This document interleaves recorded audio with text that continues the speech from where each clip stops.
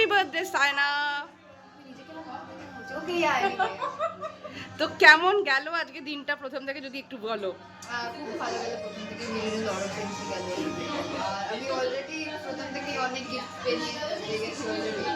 Really great, I was surprised. আর আজকে তোমার জন্য কতটা স্পেশাল শুনি। আমার জন্য ভীষণ স্পেশাল, ভীষণ একটা মাইলস্টোন বার্থডে, 60th বার্থডে। ওই যত এগিয়ে যাচ্ছে আমার একটা মনে হয়, মানে সত্যি বলছি, একটা মনে হয় রিলিফ যে ঠিক আছে, one more year I am happy. আর মাম্মা আজকে কি গিফট দিল? আমার মা আমাকে ফার্স্ট অফ অল এই ব্যাগটা দিয়েছে, and she gave me this Swarovski necklace and I love both of them a lot. আচ্ছা, আর আরেকজন যে ভেতরে খুব ব্যস্ত হয়ে আছে সে কি বুঝতে পেরেছে?